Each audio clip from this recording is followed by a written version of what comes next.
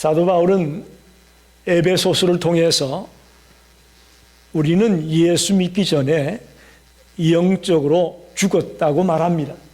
동의하십니까? 네, 우리는 영적으로 죽었던 자다 분명하게 밝힙니다.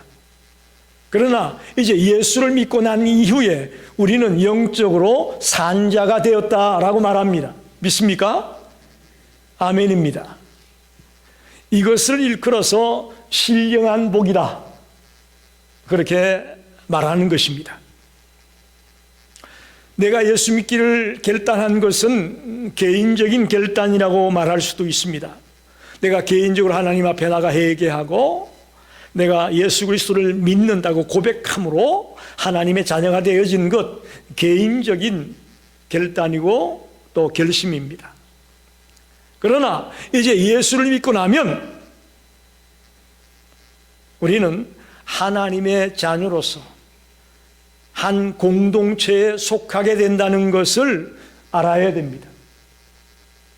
그게 바로 교회입니다. 더 이상은 이제 개인으로 존재하지 않습니다. 여러분 한 사람이 범죄하면 누가 욕을 먹습니까? 여러분만 욕 먹는 거 아니잖아요. 교회가 욕을 먹고 예수님이 욕을 먹는, 이것은 우리가 이제 내가 개인이 아니고 그리스도 안에서 한 공동체에 속했다는 것을 명백하게 보여주는 이야기입니다. 오늘 사도 바울은 에베소서 3장에 들어와서 이 교회의 얘기를 하고 있습니다.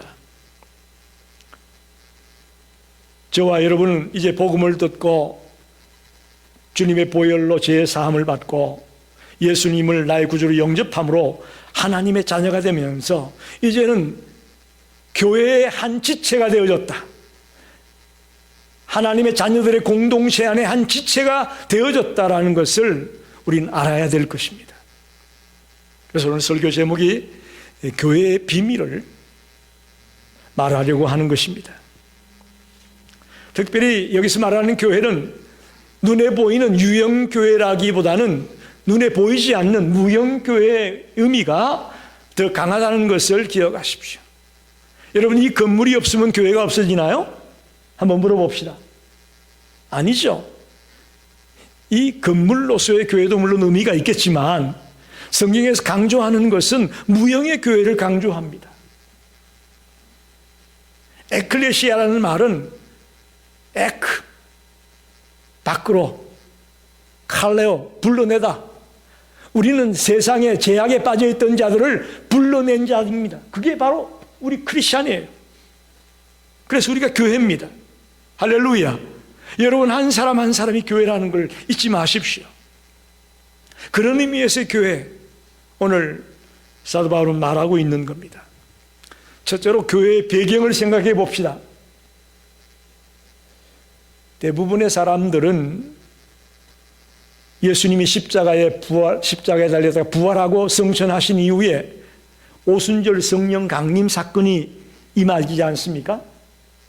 그래서 그 오순절 성령 강림 사건 이후에 신약의 교회가 태동되었다 라고들 말합니다. 맞습니다. 그러나 좀 더 넓은 차원에서 보게 되면 교회가 조금 전에 말씀드린 것처럼 우리가 하나님의 자녀들이 바로 교회라고 말씀을 드렸잖아요. 예수 믿는 사람 한 사람 한 사람이 교회라고 말씀을 드렸을 때에 더 넓게 말하면 하나님의 백성들이 교회라고 볼 수 있는 거죠. 그러기 본다면 구약에도 하나님의 백성이 있었습니다. 할렐루야. 그게 바로 이스라엘 백성들이죠. 그런 의미에서 저는 교회의 배경을 얘기하면서 이스라엘 백성들을 얘기하지 않을 수 없다고 봅니다. 저도 그렇고 여러분도 그렇고 이스라엘 백성들을 생각하게 되면 조금 좀 불쾌합니다.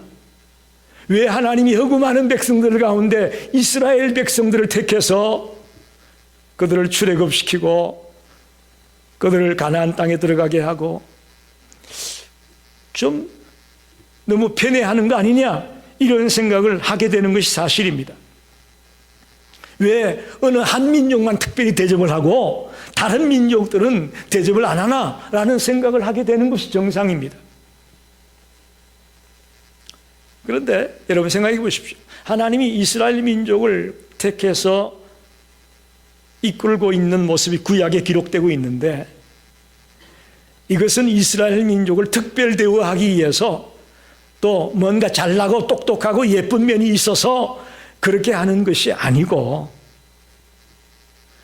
어떻게 보면 하나의 심부름꾼으로, 하나의 통로로 이스라엘 민족을 택하고 이끌고 있다는 것을 잊어서는 안 됩니다. 특별하기 때문에 이스라엘 민족만 이렇게 말씀을 주고 출애굽하게 만들고 그 역경 속에서도 살아남게 했던 것이 아니고, 하나의 수단과 하나의 통로로 이스라엘 민족을 하나님이 사용하셨다고 보는 것이 맞습니다. 창세기 12장에 보면 이스라엘 민족의 시조는 누구냐? 아브라함입니다. 여러분 아시죠? 아브라함. 오늘 우리들을 보고 영적인 아브라함의 후손이라고 말하지 않습니까?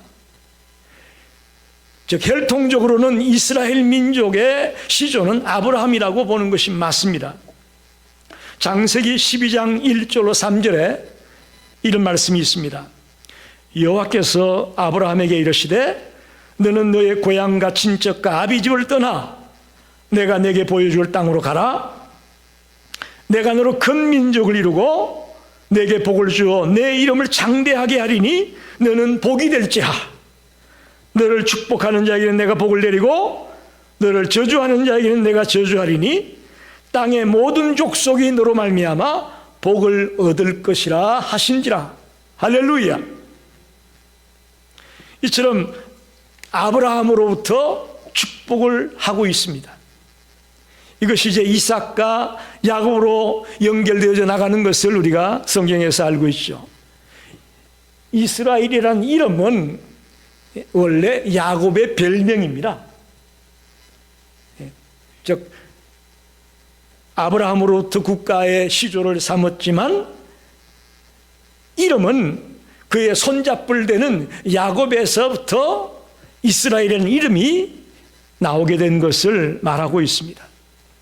그러면서 아브라함으로부터 출발된 그 민족을 향해 하나님이 예언하기를 너와 내 자손을 인하여 만민이 복을 받을 것이다. 할렐루야.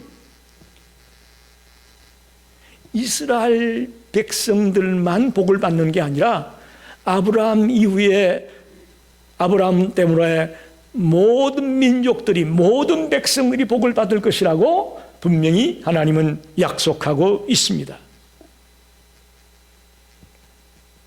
즉 아브라함 때문에 이스라엘 민족만 복을 받는 것이 아니라 이 땅의 모든 만민들이 복을 받을 것을 성경은 밝혀주고 있습니다. 즉 다시 말하면 이스라엘이 택함 받고 소위 말하는 선민이라고 하는 그런 얘기는 순서적으로 그저 첫 번째로 선물을 받은 것이다. 그렇게 보는 것이 좋습니다. 이스라엘만 복이 아니고, 우리가 오늘 성탄절이라고 해서 선물을 나눠준다고 합시다. 그러면 먼저 받는 사람도 있고 나중 받는 사람도 있잖아요. 똑같이 동일하게 나눠줄 때에. 그런 차원에서 하나님이 이스라엘 민족을 먼저 선물을 준 거고, 그 다음에 어느 민족 모든 민족들에게 복을 나누어 주실 것입니다. 그런 차원에서 이스라엘은 하나의 수단이고 통로였다라고 보는 것이 낫습니다. 그런데 안타깝게도 이스라엘 민족은 그걸 오해했습니다. 자기들이 특별하기 때문에 하나님이 자기들을 택해서 택한 백성을 삼아주었다. 소위 말하는 선민의식이라고 하죠. 선민의식을 가지고 굉장히 교만했습니다. 자기들만 잘났고 자기들만 모든 것을 가지고 있는 것처럼 교만했고 착각했습니다. 사실 엄격히 말하면 구약에도 이스라엘 백성들만 하나님의 백성이 된 건 아니에요. 예를 들면 출애굽할 때에 여러분 생각해 보십시오. 이스라엘 백성들만 그 애굽에서 나왔나요? 성경을 잘 보십시오. 그렇지 않습니다. 각기 타인종들도 그 당시 애굽이 세계의 중심지나 마찬가지였으니까 각기 수많은 사람들이 그 애굽 땅에 나와 살고 있었는데, 이스라엘이 출애굽할 때에 타인종들도 이스라엘 백성들을 따라 출애굽을 했습니다. 그래서 타인종 가운데서도 하나님을 믿는 자들이 있었다고 봅니다. 이렇게 볼 때에 구약에서 말하는 교회의 배경이 되는 말은 이스라엘 민족이 하나님의 백성으로서 어떤 교회의 배경이 될 수 있다는 것을 우리는 성경에서 발견하게 됩니다. 두 번째 생각할 것은 교회의 비밀입니다. 신약 교회의 모습을 생각해 보는 것인데, 오늘 성경에도 남아 있지만 유대인과 이방인의 벽이 굉장히 아주 강하게 쳐져 있었습니다. 아주 분리되어 있다고 봐야 되는 거죠. 그런데 이 벽을 허문 자가 누구냐? 그리스도다. 할렐루야. 그리스도로 말미암아 유대인과 이방인의 벽이 무너지게 되고 한 공동체가 되고 한 몸이 되는, 한 지체가 되는 그런 역사가 일어나게 됩니다. 그걸 사도 바울은 교회의 비밀이라고 오늘 말하고 있는 것입니다.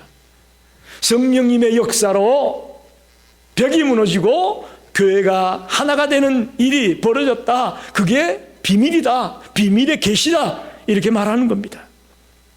3장 6절을 봅시다. 이는 이방인들이 복음으로 말미암아 그리스도 예수 안에서 함께 상속자가 되고 함께 지체가 되고 함께 약속에 참여하는 자가 되었다. 할렐루야. 유대인들, 소위 말하는 구약의 이스라엘 백성들의 후예들은 자기들만이 상속자고 자기들만이 택한 백성이라는 생각을 갖고 있었는데, 그리스도로 말미암아, 그리스도의 십자가의 보혈로 말미암아 이방인도 함께 상속자고 함께 지체가 되고 함께 약속에 참여하는 자가 되었다. 그게 바로 교회다. 그렇게 말하는 거죠. 신약에 들어와서는 하나님의 백성에 대한 정의가 더 넓어졌다고 보는 겁니다.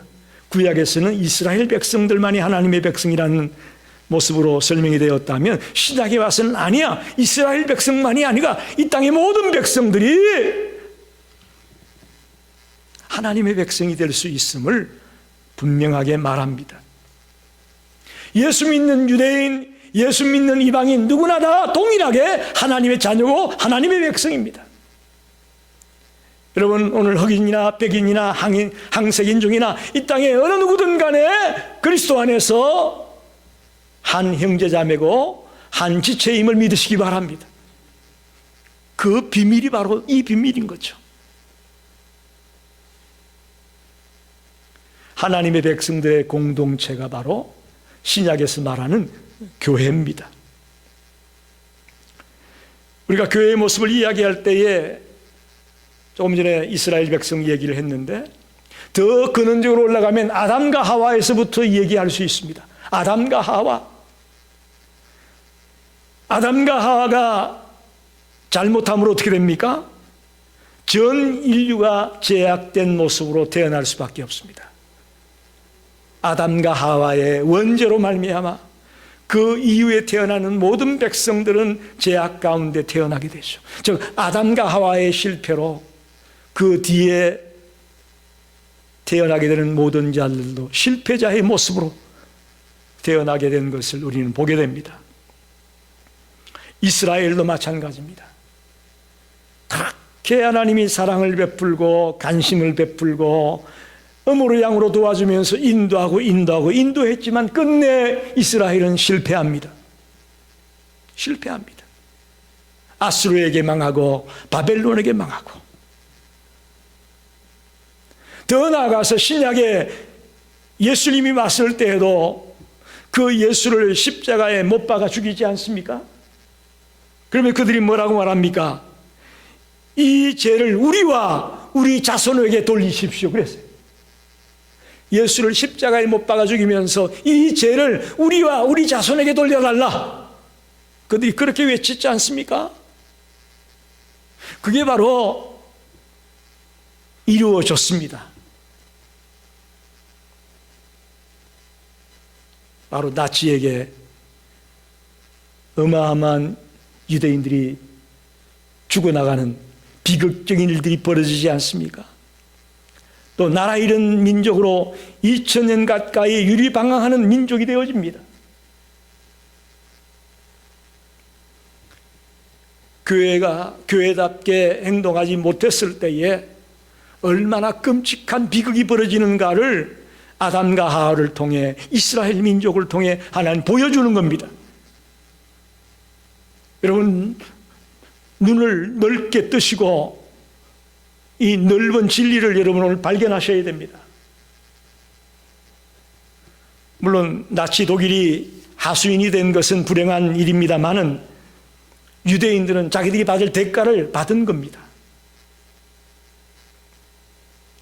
여러분, 그런 의미에서 오늘 교회가 받은 책임이, 또 사명이 무엇인가를 알아야 될 것입니다. 성경은 우리를 왕 같은 제사장이라고 말하지 않습니까? 왕 같은 제사장이다. 우리는 그리스도를 머리로 한 그의 몸된 교회입니다. 그리스도가 머리고 우리는 그의 몸입니다. 그러니 우리는 해야 될 일이 있습니다. 오늘 찬양을 인도하면서 집사님이 그런 고백을 했지만, 이 엄청난 은혜를 받았는데 이걸 그냥 낭비만 해서는 안 되겠죠. 이 은혜에 보답하는 삶을 살고 이 은혜에 감격해서 살아가야 되겠죠. 그게 사명이죠. 우리는 이 땅을 주께로 돌아오게 하는 사명자의 삶을 살아야 될 겁니다. 이 땅이 잘못 가면 잘못 간다고 바르게 돌아오라고 외치는 자가 되어야 될 겁니다. 인도해내고 돌아오게 하고 사랑으로 깨어나주고, 그게 바로 왕같은 제사장인 우리들이 해야 될 일이죠. 해야 될 사명이죠. 구약의 교회들은 선지자들이나 왕들이 하나님의 백성들을 이끌었다면, 신약의 교회는 그리스도가 머리입니다. 할렐루야. 그리스도가 이 교회를 붙들고 있습니다. 그럴 때는 더 엄청난 힘이 있고 더 엄청난 능력이 교회 안에 있음을 믿습니다. 여러분, 함부로 교회를 건드릴 수 없습니다. 그 엄청난 기적과 역사들이 초대교회 당시에만 일어나는 것이 아니에요. 오늘날도 머리 대신 그리스도가 교회를 붙들고 있기 때문에 이 교회를 통해 하나님의 능력과 기적과 역사들이 얼마든지 일어날 수 있음을 믿습니다. 할렐루야. 그런 믿음을 가지십시오. 우리가 신앙생활 하면서도 그런 믿음이 없어요. 이거 기도한다고 될까? 아이고, 뭐 이렇게 한다고 뭐 변화가 생기겠어? 라는 의심, 염려, 근심, 걱정들이 막 가로막고 있습니다. 아닙니다. 교회의 머리가 그리스도예요. 주님이 붙들고 있는 교회라고요. 이 속에서 하나님의 능력이 나타나고 하나님의 기적이 나타나는 것 당연한 겁니다. 할렐루야. 오늘도 주님은 살아 있습니다.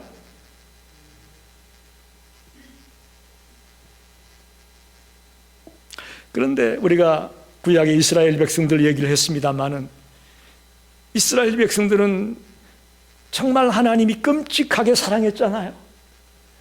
또 용서해주고, 실패해도 또 용서해주고, 또 깨어나주고, 또 이끌어내주고, 또 도와주고, 그렇게 지극정성으로 사랑을 주었지만 이스라엘은 끝내 실패했습니다. 지금도 지구촌에 가장 복음 전거가 힘든 데가 어딘지 아십니까? 저 이스라엘 땅이에요. 그곳에 선교하는 선교사님 얘기를 들으니까 이스라엘에도 선교사님들이 들어가 있습니다. 그런데 주일날 예배 드리려고 하면 이렇게 머리에 눌러쓴 랍비 전통 유대인들이 와가지고 돌을 던지고 예배 드리는 못 가게 방해를 하고 그런 곳이 지금 이스라엘 땅이에요. 물론 극단적인 얘기겠지만은 이 얘기는 저는 이렇게 보고 싶습니다. 하나님의 백성으로서 이 교회가 교회답게 달려가는 것이 쉽지 않다. 여러분, 그렇게 놀랍게 하나님이 역사하고 도와주고 이끌어준 이스라엘도 실패했다고 볼 때에 오늘 그리스도가 머리인 이 교회가, 그리스도의 몸된 교회가 달려가는 길이 결코 쉽지 않다 라는 것을 또한 바울은 말하고 싶은 겁니다. 마지막으로 그럼 이민교회의 현실은 어떠냐? 여러분도 우리 시카고의 인근에 많은 한인교회들 또 미국 교회들 보게 됩니다마는 싸우는 교회가 참 많죠. 지금도 법정 싸움을 하고 있는 교회들이 LA에 뉴욕에 많습니다.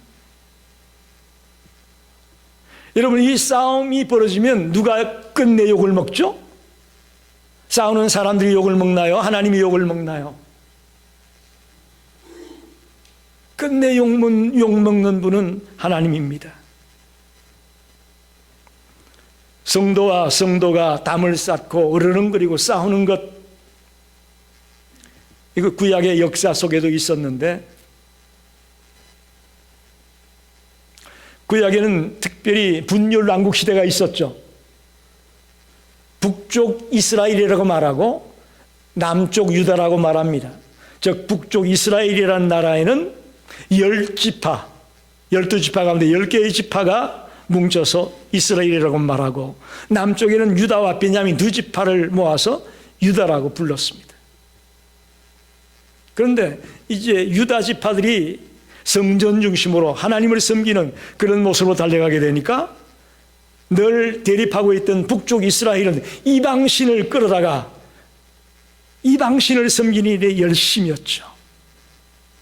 즉 이스라엘 백성들의 이 마찰과 대립과 싸움도 어쩌면 오늘날 교회가 싸우고 있는 모습과도 흡사하다라는 생각을 하게 됩니다.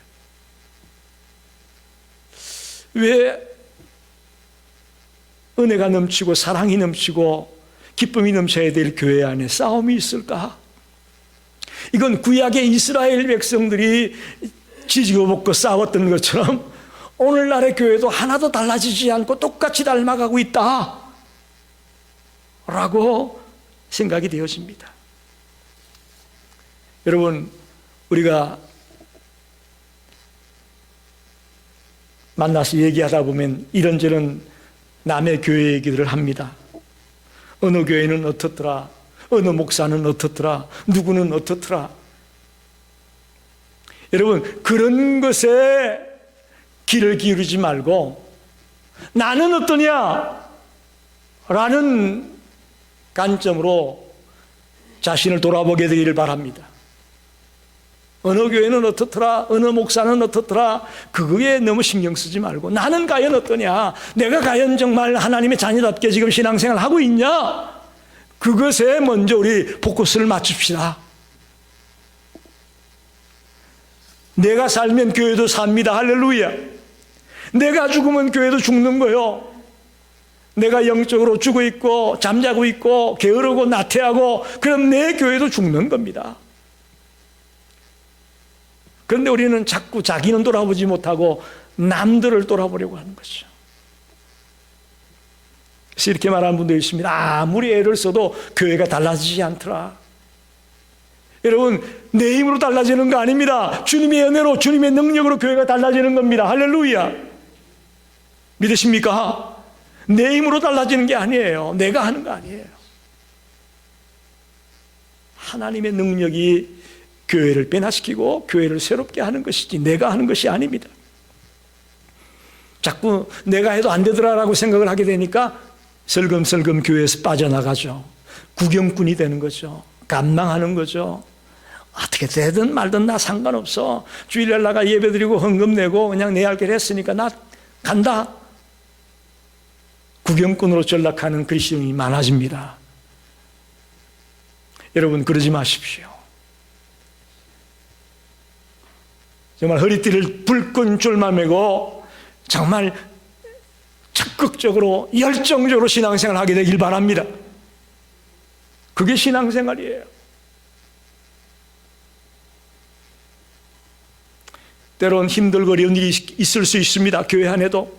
그럴 때에 방관자가 되지 말고 구경꾼이 되지 말고 고난을 참고 인내하며 어떤 모욕을 당하더라도 주님을 생각하며 덕을 세우려고 애쓰고 사랑하려고 애쓰고 그러면서 오른편 뺨을 때리면 왼편 뺨까지 돌려대겠다는 그런 심정으로 내 위치를 지키려는 성도들이 이 교회 안에 많아지길 바랍니다.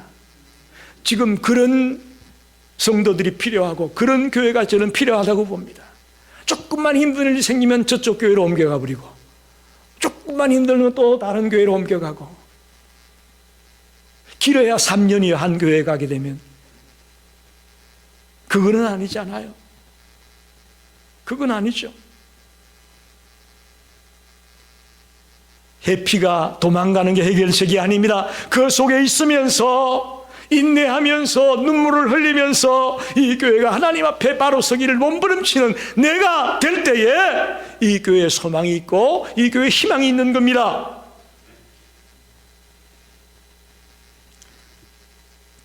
가슴 아픈 이야기는 지금 개척교회는 점점 사라져버리고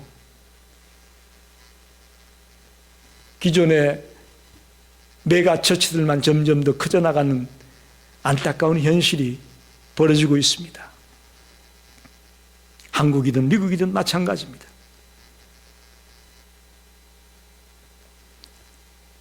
여러분, 하나님은 작은 교회도 너무나 사랑하고 있고 너무나 관심을 기울이고 있고 너무나 귀하게 여긴다는 것을 여러분 믿으시기를 바랍니다.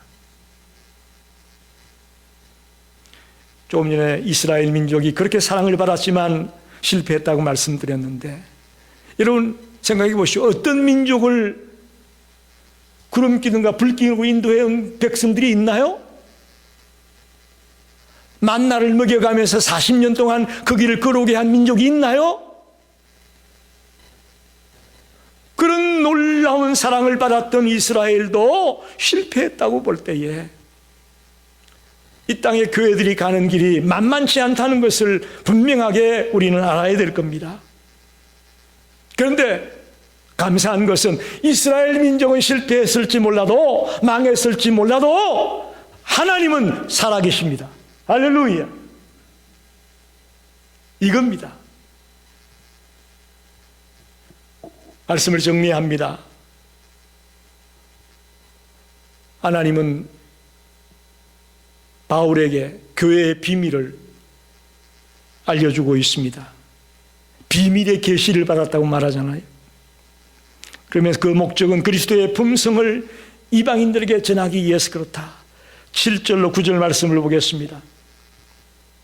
이 복음을 위하여 그의 능력이 역사하시는 대로 내게 주신 하나님의 은혜의 선물을 따라 내가 일꾼이 되었노라.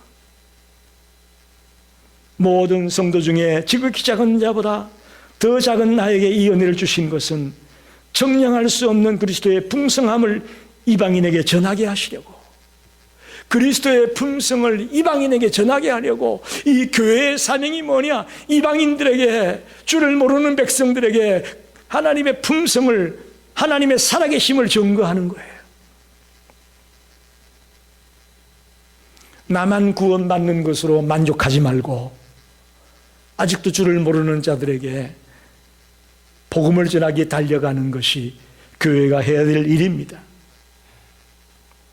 마태복음 9장 37절 38절에 이에 제자들에게 이르시되 추수할 것은 많되 일꾼이 적으니 그러므로 추수하는 주민에게 청하여 추수할 일꾼들을 보내주소서 하라고 말씀합니다. 추수할 일꾼이 적으니 추수할 자를 보내달라. 지금 전이온 추수할 일꾼을 찾고 있습니다. 저와 여러분이 오늘 이 말씀을 들으며 추수할 일꾼들이 되기를 간절히 원합니다.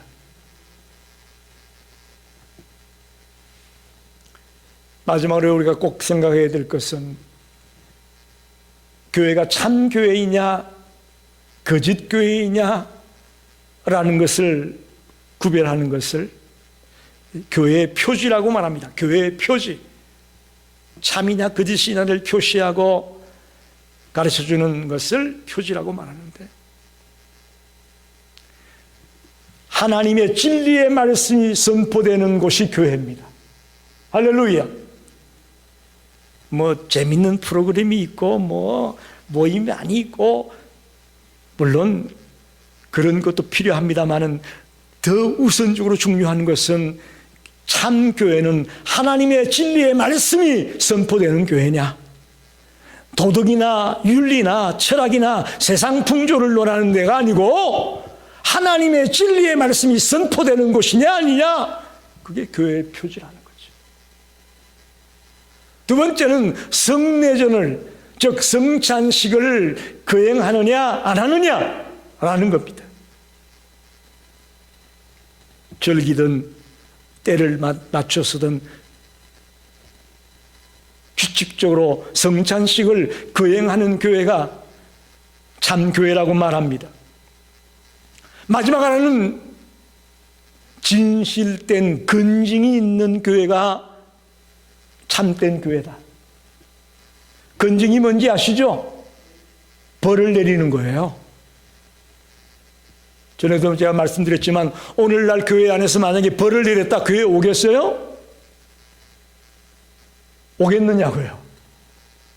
그래서 다들 벌을 안 내려요. 그래서 교회가 요 모양 요 꼴이 된 겁니다. 참 교회는 진실된 건징이 있는 교회다. 이걸 잊어서는 안 됩니다.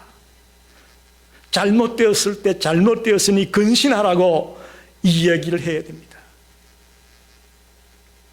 그걸 보고 참 교회구나, 저거 거짓 교회구나 라는 걸 구별할 수 있습니다.